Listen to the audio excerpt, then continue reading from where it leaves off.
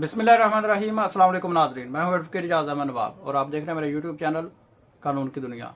9 मई की केसेस में बड़ी पेशरफ्त हुई है और हुकूमत के पास एक शानदार, हुकूमत के हाथ में मौका आ गया है कि वो पाकिस्तान तहरीक इंसाफ के खिलाफ 9 मई के केसेस साबित करे और इनको सजाएं जो वो चाहते हैं, जो वो कहते हैं, जो वो दावे करते हैं, कड़ी से कड़ी सजाएं दिलवाए।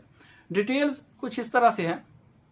साथ में इस वीडियो में मैंने आपको ये भी बताना है कि क्या इमरान खान के 9 मई के cases supreme court of Pakistan में लग रहे हैं या नहीं और उसकी रीजन क्या है, ये भी आपको बताता हूं। लेकिन वजह कुछ यूं है कि 9 मई के केसेस पहले नंबर पर सुप्रीम कोर्ट ऑफ पाकिस्तान में पहुंच गए। सुप्रीम कोर्ट ऑफ पाकिस्तान में 9 मई के केसेस पहुंचे हैं दरखास्त जमानत मनसूखी के लिए। छोटी अदालतों से, हाई कोर्ट से और दहशतगर्दी अदालतों से जिन 9 मई के केसेस में जमानतें हुई थी उनके खिलाफ हुकूमत ने जमानत मनसूखी का केस कर दिया सुप्रीम कोर्ट ऑफ पाकिस्तान में। पहले नंबर पर आप ये समझे कि जमानत मनसूखी का केस हो या जमानत का केस हो, जो मुल्ज़म होता है उसका कोर्ट के अंदर मौजूद होना और कोर्ट में हाजिर होना जरूरी होता है। जब तक जमानत मनसूखी के केस में या जमानत करवाने के केस में मुल्ज़म कोर्ट में नहीं जाता, वो केस आगे प्रोसीड नहीं किया जा सकता, नहीं हो सकता। अब आज 9 मई का केस सुप्रीम कोर्ट में जब पहुंचा मनसूखी के लिए, तो उसकी जो समाअत है चीफ जस्टिस याहिया अफरीदी साहब ने की। 3 रुकनी बेंच था। उस 3 रुकनी बेंच ने जब हुकूमत से सवाल किया कि आप 9 मई के केसेस की जमानतें मनसूख क्यों करवाना चाहते हैं और इससे फायदा क्या होगा, फिर उन्होंने एक तजवीज दी। पहले नंबर पर तो हुकूमत को यहां पर एक सुबकी का सामना ये करना पड़ा कि उन्होंने, जब शहजाद मलिक साहब थे chief justice Lahore high court, तो उस वक्त एक पेटिशन आई थी कि एक जज साहब केस की समाअत कर रहे हैं, 9 मई के केसेस की समाअत कर रहे हैं, उनकी कोर्ट से केसेस ट्रांसफर किए जाएं। तो चीफ जस्टिस मलिक शहजाद अहमद खान साहब ने, उस वक्त जो चीफ जस्टिस थे लाहौर हाई कोर्ट के, उन्होंने ना सिर्फ इस केस को खारिज किया था, इस रेफरेंस को जज के खिलाफ जो था उसको खारिज किया था, बल्कि प्रोसिक्यूशन को 20 लाख रुपए का जुर्माना किया था। तो आज सुप्रीम कोर्ट ऑफ पाकिस्तान ने उस जुर्माने को बरकरार रखा है। और दूसरा, उन जज साहब की अदालत से जो केसेस ट्रांसफर करने की पिटीशन थी वो भी खारिज कर दी है। और उसके साथ उन्होंने एक तजवीज दी है। तजवीज ये दी है कि आप 9 मई के केसेस में जमानतें मनसूख करवाकर क्या हासिल करना चाहते हैं। क्यों ना ऐसा किया जाए कि 3 महीने की डायरेक्शन दे दी जाए ट्रायल कोर्ट्स को कि आप 3 महीने के अंदर केसेस का जो ट्रायल है उसको कंप्लीट करें। 3 महीने का ट्रायल, 3 महीने के अंदर जितने भी 9 मई के केसेस हैं उनको कंप्लीट करें, ट्रायल कंप्लीट करके सजा दें या जो भी आप फैसला करना है फैसला करें। और 15 दिन के बाद, हर 15 दिन के बाद मुतल्लिका हाई कोर्ट को आप अपनी पेशरफ्त रिपोर्ट पेश करें कि क्या प्रोग्रेस हुई है। अब इस पर दिया गया है कल का टाइम, यानी कि 8 अप्रैल का टाइम। 8 अप्रैल को हुकूमत ने यह बताना है, अटॉर्नी जनरल साहब ने अदालत को यह बताना है,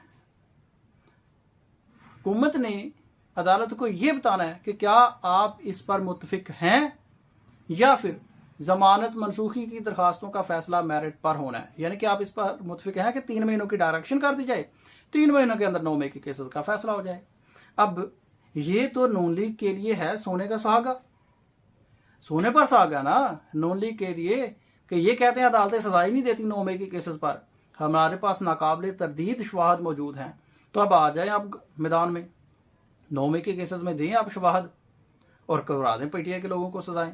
लेके आए आप सीसीटीवी फुटेजेस और बताएं किसने कहां पर हमला किया था। ले आए गवाहन, चशमदीद गवाहन ले आए, सीसीटीवी फुटेजेस ले आए और वो नाकाबिले तरदीद शवाहद ले आए और 3 महीनों के अंदर करवाएं सजा पाकिस्तान तहरीक इंसाफ के लोगों को और 9 मई के मुल्जमान को।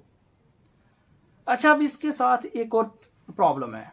प्रॉब्लम यह है कि पिछले 2 साल गुजर चुके हैं, 9 मई हुए, लोगों को मिलिट्री कोर्ट से भी 103 मुलजिम सजाएं काट कर आ चुके, 2-2 साल की और 5-5 लोगों को ज्यादा भी हुई हैं, लेकिन 2 साल की सजा मिलिट्री कोर्ट से भी काट कर लोग आ चुके, ऑर्डिनरी जेलों में आ चुके हैं, लोगों की जमानतें भी हुई हैं, ट्रायल भी भुगत रहे हैं। 2 सालों के अंदर गवर्नमेंट आज तक, प्रोसिक्यूशन आज तक किसी के खिलाफ केस साबित नहीं कर पाई और केस इनिशियल स्टेजेस पर हैं। तो क्या इन 3 महीनों में, जो 2 सालों में काम नहीं हो सका, 3 महीनों में होगा? अगर ये केस 3 महीनों में की डायरेक्शन के साथ, ट्रायल कंप्लीट करने की डायरेक्शन के साथ इसको प्रोसीड किया जाएगा, तो क्या साफ शफाफ ट्रायल के जो मुतालबात हैं, जो लवाजमात हैं, वो पूरे होंगे? फेयर ट्रायल के इंग्रेडिएंट्स पूरे होंगे? नहीं होंगे, यकीनन नहीं होंगे। उसकी वजह यह है कि लार्ज नंबर ऑफ एक्यूज्ड हैं उसमें, लार्ज नंबर ऑफ एक्यूज्ड हैं, लार्ज नंबर ऑफ विटनेसेस हैं, लार्ज नंबर ऑफ एविडेंस है, लार्ज नंबर ऑफ केसेस है। जब ये सारे के सारे फैक्ट्स मौजूद हैं, तो इन हालात में 3 महीने के अंदर 9 मई के केसेस का ट्रायल कंप्लीट करना नामुमकिन है, जबकि उसमें फोरेंसिक साइंस लेबोरेटरी की कुछ केसेस में डेफिनेटली रिपोर्ट्स भी आनी है। तो इस तरह से 3 महीनों के अंदर अगर ट्रायल कंप्लीट करने की डायरेक्शन आ जाती है सुप्रीम कोर्ट ऑफ पाकिस्तान में, तो वो ट्रायल के, फेयर ट्रायल के इंग्रेडिएंट्स पूरे नहीं होंगे, फेयर ट्रायल नहीं हो पाएगा। सजाएं तो चलो फर्ज कर लेकर सजाएं हो भी जाती हैं, जैसे साइफर केस में हुआ था, दिन रात एक करके आप सजाएं दे भी देते हैं, तब भी अपीलों में जाकर लोग बड़ी आसानी के साथ बरी हो जाएंगे। तो ये अब हुकूमत के पास एक गोल्डन चांस है कि कल इस तजवीज़ को मानते हैं कि हम 3 महीनों के अंदर ट्रायल कंप्लीट करवाते हैं, या फिर कहते हैं कि जमानत मनसूखी की दरखास्तों का फैसला किया जाए मेरिट्स पर। अब जब मेरिट की बात होगी तो जमानतें मनसूख नहीं होंगी, क्योंकि जमानत मनसूख होने का जो क्राइटेरिया है, जो ग्राउंड्स हैं, वो ये हैं कि या तो जो क्राइम है, जो जुर्म है, जो ऑफेंस है, उसको रिपीट करता है मुलजिम, या फिर जो कंसेशन ऑफ बेल मिली होती है उसका मिस यूज करता है। तो अब ना तो दोबारा से 9 मई हुआ है, और ना किसी ने जो तनसीबात हैं, आर्मी तनसीबात हैं, कौमी तनसीबात हैं, उन पर किसी ने हमला किया है। तो ये 2 कानूनी ग्राउंड्स हैं, दोनों फुलफिल नहीं होती, इसलिए जमानत मनसूखी, अगर मैरिट पर फैसला होता है तो पिटीशन खारिज होंगी। उसके बाद एक और रीजन, इमरान खान साहब के क्या 9 मई के cases supreme court of Pakistan में लगेंगे?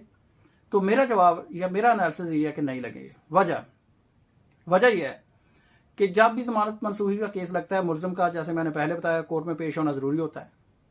तो अगर जमानत मनसूखी का इमरान खान साहब का केस लगेगा तो फिर इसमें इमरान खान को भी पेश करना पड़ेगा, लाजमी तौर पर कराना पड़ेगा। आप फिजिकली करें या वीडियो पर पेश करें, लेकिन पेश करना पड़ेगा। इसलिए 9 मई के केसेस, इस इमरान खान के खिलाफ 9 मई के cases supreme court of Pakistan में नहीं लगेंगे, ये मेरा नजरिया है। लेकिन कल एक बड़ा फैसला 9 मई के केसेस पर बड़ा फैसला आने वाला है। क्या फैसला आएगा, गवर्नमेंट इसका किस तरह से जवाब देती है? क्या गवर्नमेंट 9 मई के मुलजमान को नाकाबिल तरदीद शवाहद के साथ सजा दिलवाना चाहती है, या फिर जमानतों के केसेस पर ही इक्तफा कर लेती है? कल देखेंगे। मजीद अपडेट्स आपके साथ जरूर शेयर करेंगे। आप अपनी राय का इज़हार जरूर कीजिएगा। शुक्रिया। अल्लाह।